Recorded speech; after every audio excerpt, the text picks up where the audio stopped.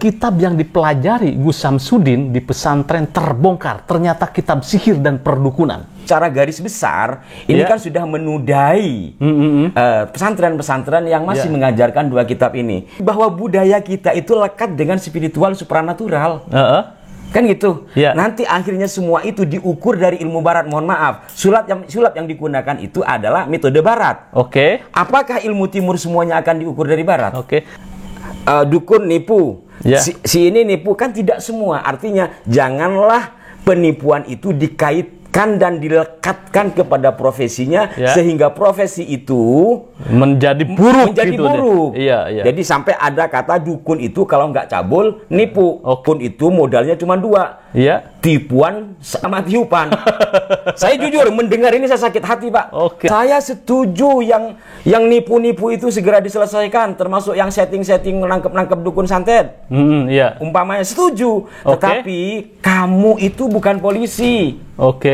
Masih punya polisi kan kita. Kalau benar ada bukti penipuan, kamu laporkan. Assalamualaikum warahmatullahi wabarakatuh. Waalaikumsalam warahmatullahi wabarakatuh. Pemirsa pada Swat TV, kitab yang dipelajari Gus Samsudin di pesantren terbongkar. Ternyata kitab sihir dan perdukunan. Ini ada beritanya di salah satu media online. Nah, kitab yang disebut kitab Syamsul Ma'arif, kemudian Mambaul Hikmah dan lain sebagainya. Untuk mengulas lebih detail, saya sekarang kedatangan Gus Ali Rahman. Apa kabarnya, Gus? Alhamdulillah, baik. Kitab Syamsul Ma'arif dan Mambaul Hikmah adalah masuk dalam kitab sihir dan perdukunan. Nah, ini harus kita elaborasi. Nah, terus kemudian yang kedua, ini perseteruan ini antara Gus Samsudin kemudian Marcel ini semakin melebar kemana-mana. Nah, ini harus kita kritisi ya. Pertama saya tentang kitab. Apa yang Anda ketahui tentang kitab Syamsul Ma'arif dan Mambaul Hikmah? Dua kitab tersebut mungkin yang dimaksud Mamba Usulul Hikmah ya. Ada Mambaul Hikmah, ada Mamba Usulul Hikmah. Dua kitab tersebut identik dengan pesantren-pesantren salaf, pesantren-pesantren tradisional. Nah, saya sendiri jujur tidak ngaji secara rinci tentang kitab Mamba Usulul Hikmah. Tapi kalau Syamsul Ma'arif pernah ngaji posoan itu dulu. Inti dari isi dari kitab tersebut ya diantaranya adalah kaifiyah-kaifiyah, doa-doa dengan tata cara tertentu untuk hal-hal tertentu. Apakah itu pengobatan, apakah itu pengusiran bangsa jin dan segala macamnya. Bahkan kalau di Mamba Usulul Hikmah, bagaimana bisa memasukkan jin ke dalam botol seperti yang kami lakukan di Pemburu Hantu, memasukkan jin ke dalam cincin. Ada di situ. Ada caranya itu. Teknisnya. Maka kalau dikatakan kitab perdukunan, apabila saya melihat dari kata dukun versi yang saya hormati, dukun itu dalam Kamus Besar Bahasa Inggris Melayu pada tahun 1701, orang Inggris diterjemahkan kata dukun dalam bahasa Inggris itu adalah ilmu kesehatan dan sains. Tapi nanti di Belanda dirusak seperti sekarang ini, orang malu disebut dukun. Maka kalau kata perdukunan ini menggunakan asli bahasa Indonesia, bahasa yang ada di Indonesia pada masa lalu, tidak ada masalah. Kitab dua kitab tadi disebut kitab perdukunan karena memang diantaranya isinya adalah untuk pengobatan. Pengobatan itu di situ ya. Tapi kalau dikatakan kitab sihir itu nanti sihir itu macam-macam, Pak.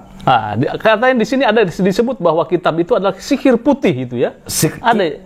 Sekarang begini, memang nanti sihir itu ada kan bahasa Arab ya. Jadi nanti ada lughatan wastilahan, nanti ada majazi dan ada majas dan ada hakikat. Jadi umpamanya sihir, aku tersihir oleh itu kan majas. Nah, sihir yang dimaksud di sini yang mana? Apakah secara kebahasaan? Kalau secara kebahasaan di antara pengertian sihir itu nanti ada kitabnya. Itu adalah termasuk sulapan, itu juga sihir. Menyihir gitu, menghipnotis gitu ya. Itu kalau majazi. Secara kebahasaan mempengaruhi orang dengan kecepatan tangan atau membuat seolah-olah iya padahal itu adalah trik, itu adalah sihir. Iya, iya, iya. Dalam konteks kebahasaan, Pak. Oke, iya, iya. Tapi nanti ada sihir hakiki. Sihir hakiki itu macam-macam. Di antaranya ya seperti yang tertera umpamanya di dalam Al-Qur'an, kisah orang-orangnya Fir'aun dengan Nabi Musa. Atau mungkin kalau ditarik ke era kekinian memungkinkan masuk dalam kategori santet. Kemungkinan itu juga masuk dari bagian sihir. Lantas Syamsul Ma'arif atau Mamba Usulul Hikmah itu masuk sihir yang mana yang dia maksud? Oke. Yang ini kan harus jelas. Ya.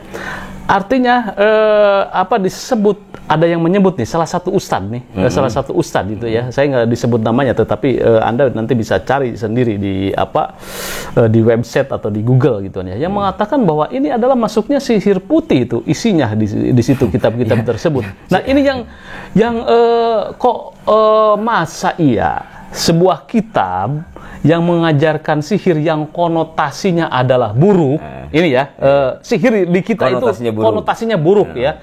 Kalau umpamanya, wah kita tersihir oleh permainan sepak bola Messi, nah itu lain. Itu majazi. Nah. Tapi kalau nenek sihir, ini seringkali identik bahwa kata sihir itu adalah buruk dan konotasinya santet atau apa, kan seperti itu kan ya. Nah, bersekutu dengan setan itu kan ya. Nah, masa iya dua kitab ini gitu kan ya dipelajari di pondok pesantren? Iya, tidak semua pesantren ya. Tidak semua pesantren. Ada yang mengajarkan ini. Ada. Ya, di pesantren kami mengaji juga tidak mengajarkan secara mutlak. Ya. Hanya ada beberapa pesantren yang saya pernah tahu ya, di pesantren Termas, kemudian ada kalau tidak salah di Pelosok, saya lupa nama pesantrennya. Memang pesantren-pesantren khusus. Kenapa? Karena memang kitab ini bukan konsumsi umum. Biasanya yang ngaji pun itu sudah kasarnya fikihnya sudah matang lah. Ya, sudah taraf ini ya. Iya. Jadi kan sesuatu itu kan ada jenjangnya masing-masing. Ada jenjangnya masing-masing dan setiap pesantren juga tidak sama. Ada kan pesantren umpamanya hanya sampai batasan aliyah ya. Sehingga usia aliyah, sehingga setelah selesai aliyah itu, apalagi hari ini setelah selesai aliyah lalu kuliah, ya kan nggak mungkin mempelajari kitab ini.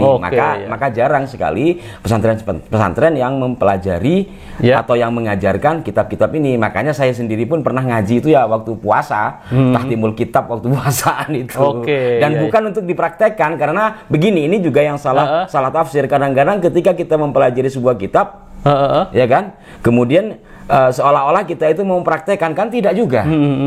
Sekedar mempelajari apapun. Saya pernah mempelajari kitab agama lain, kan saya tidak pindah agama. Umpama pun ini dianggap salah, umpama pun apa salahnya kita untuk mendalami dan hal-hal lain sebenarnya yang terkandung di dalamnya. Tapi kalau garis besarnya kepada sihir, saya tidak setuju. Contoh begini, saya sebut saja satu pondok, ini berkaitan dengan kami di Pemburu Hantu ya. Salah satu tim kami, beliau itu lulusan Pondok Pesantren Termas. Siapa yang nggak tahu Pesantren Termas? Ya kan? Syekh Mahfud At-Tarmasi adalah seorang mu'alif kitab yang kitabnya sampai hari ini dipelajari di beberapa kabarnya.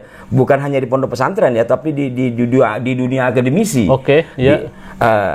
Dan pesantren beliau sampai hari ini kabarnya, karena kemarin aku kontak kawan saya, ketua alumni yang ada di Jakarta, katanya sampai hari ini bagi santri-santri tingkatan tertentu memang diajarkan dua kitab tersebut, yaitu Syamsul Ma'arif dan Mamba Usulul Hikmah. Lah dengan demikian, kalau dikatakan kitab sihir, kan sama saja mengatakan kiai pondok pesantren ini mengajarkan ilmu sihir. Artinya berarti di sini Anda merasa tersinggung ini dengan penyebutan sihir dan lain sebagainya terhadap kitab tersebut? Ya jelas lah Pak, walaupun saya bukan pelaku, pengamal dan pengaji kitab ini, karena ini menjadi semacam kearifan lokal dalam dunia pendidikan pesantren. Kita kan tidak tahu bagaimana cara mendidik. Saya juga agak meragukan juga sama beliau ini, apakah pernah ngaji kitab itu secara utuh, apakah hanya sekedar membaca. Saya sempat melihat videonya beliau ini, bahkan dikatakan dua kitab itu sudah dipalsukan. Jadi yang beredar di Indonesia ini katanya palsu. Sampai ke sana. Lah ini saya nanti Saya pikir tentang hal ini bisa dibedah lebih rinci apabila nanti kita bawa kitabnya dan memang yang mengaji kitab. Tapi secara garis besar ini kan sudah menudai pesantren-pesantren yang masih mengajarkan dua kitab ini. Di handphone saya ini mulai dari kemarin itu banyak yang mau nanyakan itu ke saya. Mungkin pada suka tepat waktu untuk membahas hal ini. Kembalilah ke persoalan ilmu hikmah itu ya, ilmu hikmah. Memang ada itu ilmu hikmah itu ya. Ya itu peristilahan kan. Kalau di masa Nabi ada istilah hikmah. Memang di istilah Nabi, masa Nabi ada istilah fikih, ada istilah tasawuf. Memang ada sebuah protes dari masyarakat. Kok orang mempelajari ilmu hikmah, katakanlah memiliki kelebihan, sangat demonstratif di YouTube. Nah, kemudian ada salah satu katakanlah pesulap merah dan sebagainya untuk membuktikan bahwa benar nggak nih ilmu ini. Nah, sehingga polemiknya kan di sana, sehingga terjadi tantang menantang seperti ini, kan ya. Nah, sebenarnya ketika seorang yang memiliki ahli hikmah itu harus seperti apa? Apakah perlu mendemonstrasikan atau seperti apa gituan ya? Saya bukan ahli hikmah dan bukan guru hikmah, tapi saya pernah belajar. Pesan kiai saya, ada 3 kiai yang saya pelajari. Yang namanya ilmu hikmah itu tidak boleh ditajrid, tidak boleh dipraktekkan di depan umum. Itu bahkan ada di Madura. Nah, ini kembali lagi kepada dunia sejarah dan Nusantara. Jadi Nusantara ini ternyata menjadi basis dari berbagai ilmu, baik itu intelektual atau spiritual dunia masa lalu yang hari ini masih ada di Indonesia. Satu ilmu, satu keilmuan, bukan satu ilmu, satu keilmuan di Madura. Mungkin di daerah lain ada ya. Saya menyebut daerah saya karena saya yang saya tahu itu sebagai sampling. Tapi nama itu tidak boleh disebut dan tidak boleh dibaca di tempat ini dan tidak boleh ditulis. Kalau pakai logika anak sekarang, untuk apa kita belajar ilmu tidak bisa ditulis, tidak boleh dibaca di bawah atap, dan tidak boleh juga dan tidak bisa dipraktekkan. Untuk apa? Tapi untuk apa mempelajari itu? Tapi itulah cara-cara ulama terdahulu bagaimana kita membentengi diri dengan amalan tertentu. Satu, agar kita selamat dari gangguan-gangguan tangan-tangan jahil. Kedua, agar kita selamat dari melanggar ajaran agama. Karena di sini nanti ada pantangan. Apabila pantangan ini kita langgar, maka selain ilmu itu luntur, kita juga kena tulah. Tulahnya apa saya tidak sebut. Ini kan bagian dari tata cara supaya pertama, siapapun orang itu perlu dimotivasi. Untuk beribadah pun kan perlu motivasi. Untuk berbuat baik perlu motivasi. Satu di antara motivasi itu kan keilmuan. Karena insya Allah dengan ilmu ini kita Allah selamatkan.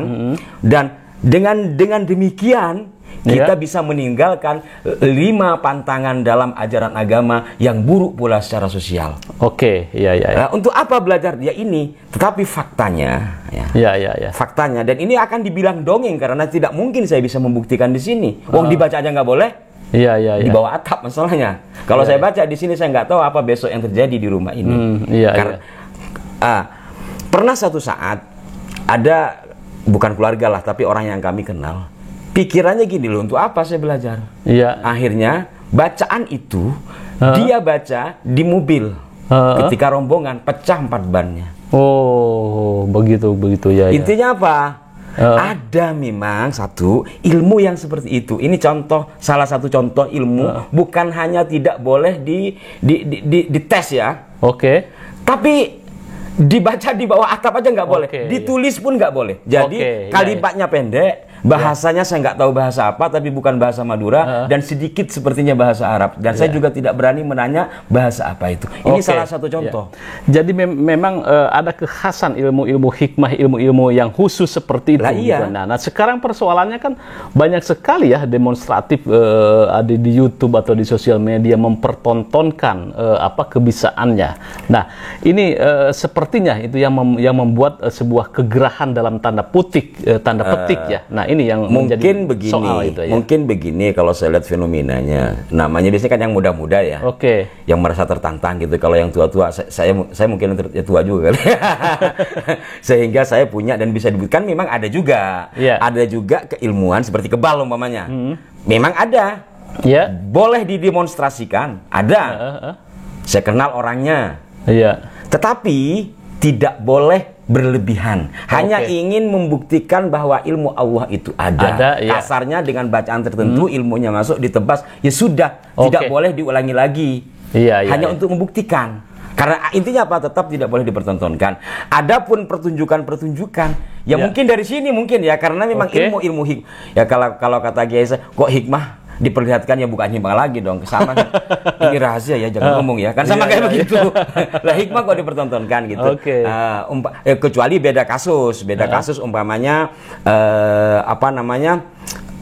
tanpa sengaja terus kita kena sesuatu kesorot kan lain, atau ilmu-ilmu lain yang memang seperti silat, seperti silat, perpaduan silat dengan tenaga dalam, itu hal lain kan. Ya karena memang dia harus bersilat. Memburu hantu umpamanya, memburu hantu cuma gampangnya. Orang kok ilmu, saya nggak mempertontonkan ilmu, kebiasaan kami ya kayak gitu. Kebiasaan kami itu kalau melakukan rumah, ya kayak itu. Kalau kami hebat kayak sampean, ya nggak mungkin sampai jumpalitan. Ya tinggal baca selesai, beres semua. Itu sampai jumpalitan kadang sebulan juga nggak kelar gitu. Ya tapi begitulah Pak, namanya orang melihat, tentu menilainya masing-masing. Hanya saja yang perlu digarisbawahi, ya itu tadi, saya mengkhawatirkan mengkhawatirkan ini menjadi mengikis karena mereka ini kan banyak penggemarnya. Nanti mempercayai begitu saja bahwa kitab ini palsu, bahwa kitab ini sihir. Karena yang saya lihat, beliaunya ini membawa satu kitab sebagai rujukan kalau ini palsu. Tetapi apakah rujukannya ini ada rujukan lain? Kalau kita mau bedah kan begitu.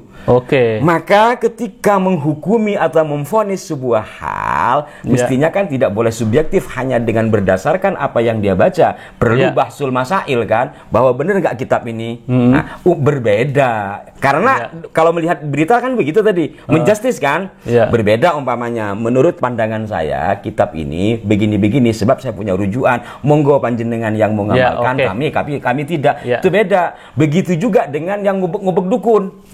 Saya setuju yang nipu-nipu itu segera diselesaikan, termasuk yang setting-setting nangkep dukun santet. Umpamanya setuju. Tetapi kamu itu bukan polisi. Masih punya polisi kan kita. Kalau benar ada bukti penipuan, kamu laporkan. Jangan membuka aib orang. Kalau itu dianggap aib kemudian diumbar, lalu terjadi pertengkaran. Si pendukungnya A mendukung dia, si pendukung yang B mendukung si B. Akhirnya kan bertengkar tanpa pernah bertemu.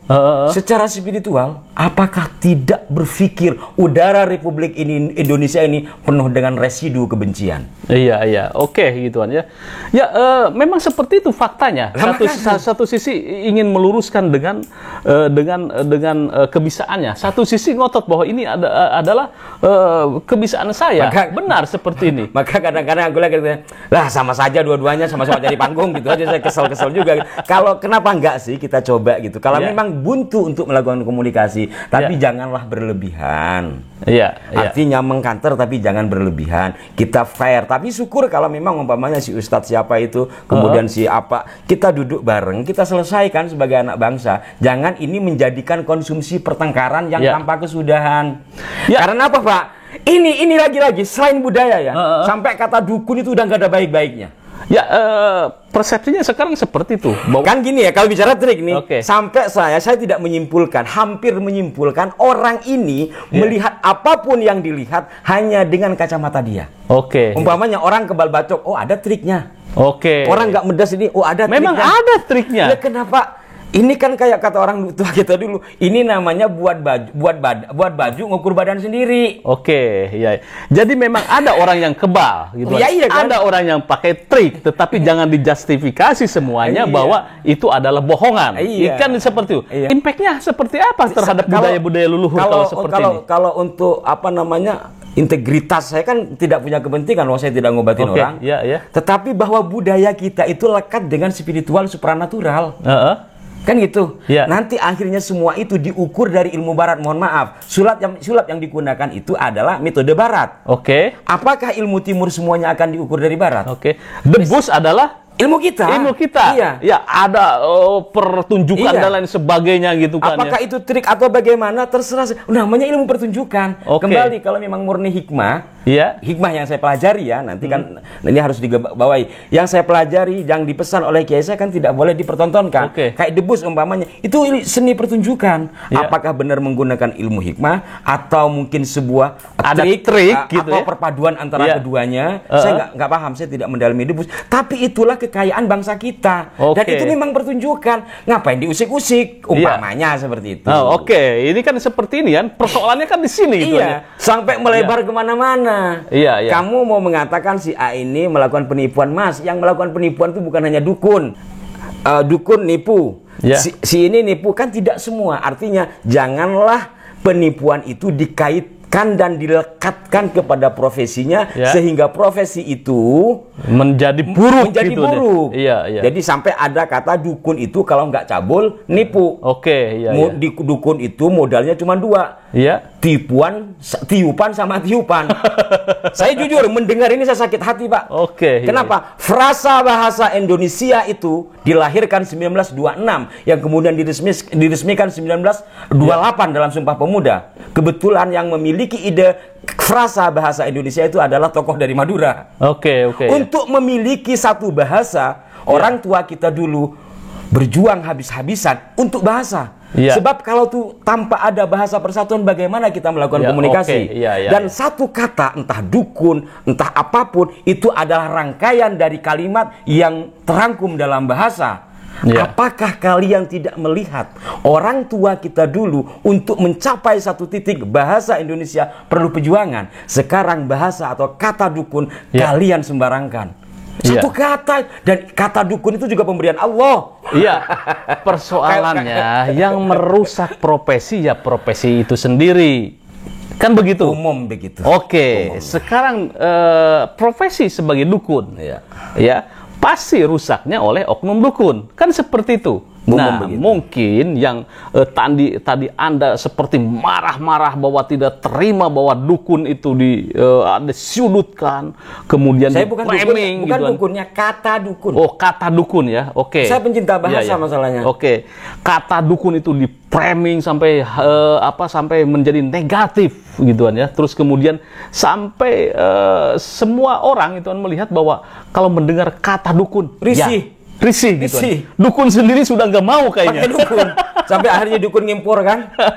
Bahasa dukun yang ngimpor. Paranormal. Paranormal. Padahal Allah sudah memberikan satu kata bagi kita, bagi yang memiliki Ya. ahli pengobatan, baik medis ataupun non medis, dengan kata dukun. Tapi karena kata dukun sudah ternodai, kita pinjam ke luar negeri. Jadilah paranormal. Kalau nanti ini berlanjut terus, hilanglah bahasa Indonesia. Oke. Menurut Jadi- catatan, sebentar, ini terkait dengan bahasa. Menurut catatan sastrawan Melayu pada tahun 2013, kurang lebih 350 kosakata Melayu Indonesia yang sudah tidak dipakai. Apa penyebabnya? Lebih dinilai hebat apabila dia belepotan bahasa asing. Oke. Sehingga akhirnya yang bawa ikut-ikutan belepotan bahasa asing. Ya, ya. Lama-lama bahasa Indonesia hilang. Oke. Ya, ya. Contoh satu kata riuh. Heeh. Saya tidak pernah mendengar kata riuh dipakai.